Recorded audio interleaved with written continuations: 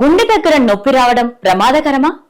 గుండె అంటే మామూలుగా ఏంటంటే మనం అందరం అనుకుంటాము గుండె లెఫ్ట్ సైడ్ ఉంటుంది ఛాతీకని, కానీ గుండె లెఫ్ట్ సైడ్ ఉండదండి. గుండె కరెక్ట్ మన స్టర్నమ్ సెంట్రల్ బోన్ అంటారు, చెస్ట్ బోను సెంట్రల్ బోన్ అంటారు, మధ్యలో ఉన్నది.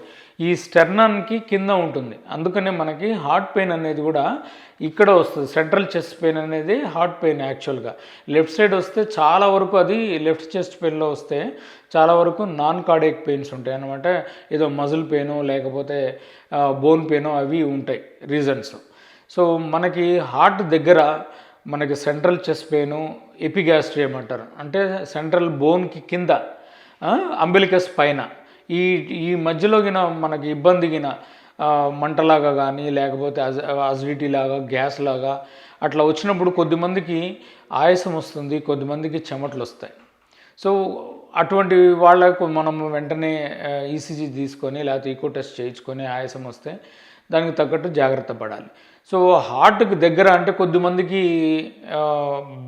ఎపిగాస్ట్రియం ఒకటి నేను చెప్పింది. ఇది యూజువల్గా ఏంటంటే చాలామందికి గాల్ స్టోన్స్ ఉన్న వాళ్ళకి కూడా ఇట్లా పెయిన్ ఉంటుంది.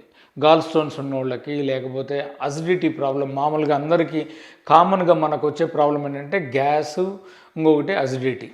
అంటే ఎక్కువ కారాలు మసాలాలు తినే వాళ్ళకి, టైంకి ఫుడ్ తినని వాళ్ళకి, ప్లస్ ఎక్కువ నైట్ అవుట్స్ చేసే వాళ్ళకి, ప్రాపర్ నిద్ర ఉండకుండా అన్ఈవెన్ లైఫ్ స్టైల్ ఉన్న వాళ్ళకి ఏంటంటే ఈ అసిడిటీ ప్రాబ్లమ్స్ రావడానికి, గ్యాస్ ప్రాబ్లమ్స్ ఎక్కువ ఛాన్స్ ఉంటుంది. అటువంటి వాళ్ళకు కూడా ఈ అసిడిటీ ప్రాబ్లం వచ్చినప్పుడు మనము కామన్గా ఏంటంటే హార్ట్ ప్రాబ్లమ్ని అసిడిటీ అనుకుంటాము, లేదంటే ఈ కోలిసిస్టైటిస్ అనే గ్యాస్ట్రిక్ ప్రాబ్లం అని కూడా అనుకుంటాం అన్నమాట. కొద్దిమందికి బ్యాక్ పెయిన్ వస్తుంది, అంటే రెండు స్కాపులాస్ మధ్యలో సెంట్రల్ చెస్ట్ పెయిన్ అంటారు, సెంట్రల్ బ్యాక్ పెయిన్ అంటారు. అట్లా వచ్చింది అన్నప్పుడు ఏమనుకుంటామంటే ఏదేదో బోన్ పెయినో లేకపోతే స్పైన్ పెయినో అనుకుంటాం, స్పైనల్ కార్డ్ వల్ల వచ్చిన పెయిన్.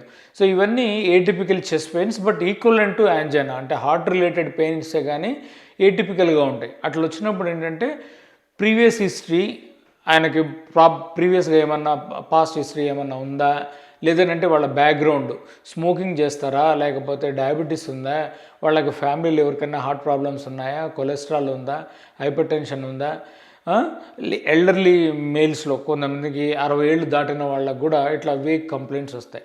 వచ్చినప్పుడు అవి యాంజైనల్ ఈక్వలెంట్స్ అంటాం.